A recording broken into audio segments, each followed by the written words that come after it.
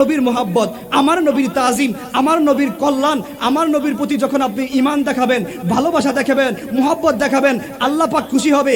আল্লাহ পাক বলেন, হে আমার বান্দারা, তোমাদের দুইটা কাজে আমি সবচেয়ে বেশি খুশি হই।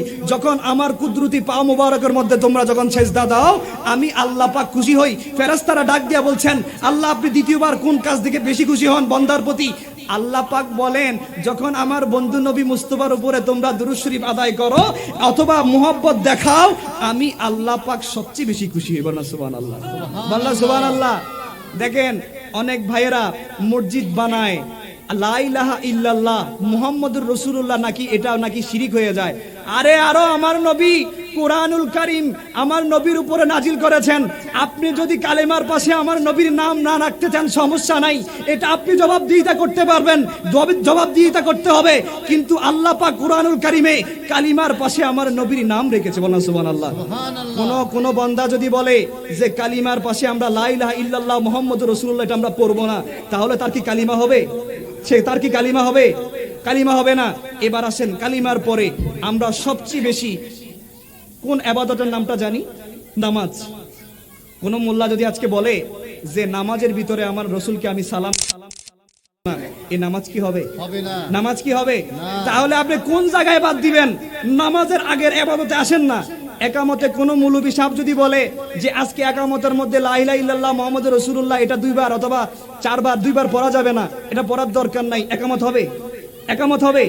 এর আগে আপনি যদি আযানের মধ্যে আশহাদু আন্না মুহাম্মাদুর রাসূলুল্লাহ যদি না পড়েন, কোন বাটফার মৌলবী যদি বলে যে তোমরা আযানের মধ্যে রসুলের নাম শোনার পর অথবা নামটা তোমরা প্রকাশ করিও না, নামটা বলিও না, এই আযান হবে?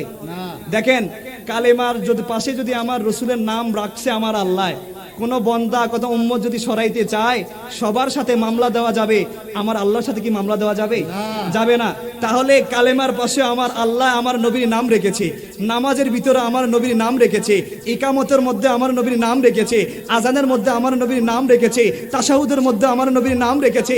দেখেন, নামাজটা আমরা আল্লাহকে খুশি করানোর জন্য, আল্লাহকে সিজদা দেওয়ার জন্য করি। যদি আমার আল্লাহকে যদি খুশি করাইতে চায় তাহলে সিজদা দিতে হবে। আল্লাহ বলেন নামাজটা আমার, আর সালাম দিতে হবে আমার রাসূলকে। বলেন সুবহানাল্লাহ। এজন্য শায়ের কত সুন্দর করে বলছে, নামাজের ভিতরে কাউকে সালাম দি, নামাজের ভিতরে কাউকে সালাম দেওয়া যায় না, নবীকে সালাম না দিলে নামাজ তো ভাই হয় না। নামাজের ভিতরে কাউকে সালাম দেওয়া যায় না, নামাজের ভিতরে কাউকে সালাম দেওয়া যায় না, নবীকে সালাম না দিলে নামাজ তো ভাই হয় না। বলেন না সুবহানাল্লাহ। বলেন, আমার নবী এমন একজন নবী, যে নবীকে আমার আল্লাহ এত ভালোবেসেছেন, যে নবীকে সাহাবায়ে কেরাম এত ভালোবেসেছেন। আপনি যদি রসুলের প্রতি সম্মান তাজিম দেখায়া যদি আপনি আমার রসুলকে রাজি এবং খুশি করাইতে পারেন, খোদা কি কসম, আপনি নামাজের মুসল্লায় নবীকে দাঁড়িয়ে দাঁড়িয়ে যদি ইয়া নবী সালামু আলাইকা বলে সালাম জানাতে পারেন, যদি রসুলের প্রতি দুরূদ শরীফ আদায় করে তাহাজ্জুদের নামাজ পড়ে, আপনি আপনার মুর্শিদকে স্মরণ করে, আপনি আপনার যার হাতে বয়াত নিয়েছেন তাকে স্মরণ করার মাধ্যমে, আল্লাহর ইবাদত করার মাধ্যমে, নবীর দুরূদ শরীফের মাধ্যমে, নবীকে প্রাণ ভরে ইয়া নবী সালামু আলাইকা বলে যদি সালাম জানান, আর যদি আপনার ঈমান আকীদা ভালো থাকে, আপনি যদি বলেন ইয়া রাসূলুল্লাহ ইয়া হাবিবাল্লাহ, আমি চট্টগ্রামের মধ্যে আছি, আমার যাওয়ার ক্ষমতা নাই মদিনা মনোয়ারায়, আপনাকে ইয়া নবী সালামু আলাইকা বলে সালাম জানাতে, আমি আপনার পাগল, আমি আপনার আশেক, আমি আপনার রওজা মুবারক দেখতে চাই, আমি আপনার রওজা মুবারকে গিয়ে সালাম দিতে চাই। ইয়া রাসূলুল্লাহ, আমার টাকা আছে, আমার পাসপোর্ট আছে, আমার ভিসা আছে, ইয়া রাসূলুল্লাহ আমার ঈমান হলো, আমার বিশ্বাস হলো, আমার তাজিম হলো, আমার মুহাব্বত হলো, ইয়া রাসূলুল্লাহ আমার সবকিছু ওকে। আল্লাহ যদি কবুল না করে অথবা আপনি যদি না ডাক দেন, আমি মদিনা মনোয়ারায় ততক্ষণ পর্যন্ত যাইতে পারবো না।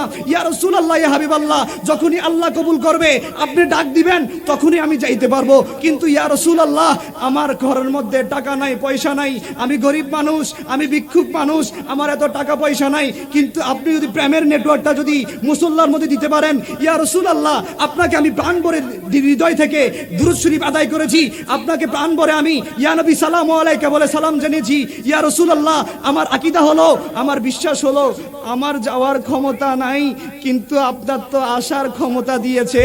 যে কোনো টাইমে, যে কোনো সময়ে, যে কোনো অবস্থায়, যে কোনো উম্মতের ঘরে আপনার নূরানি চেহারাটা দেখিয়ে দিদার দিয়ে তার জীবন ধন্য করতে বলা সুবহানাল্লাহ।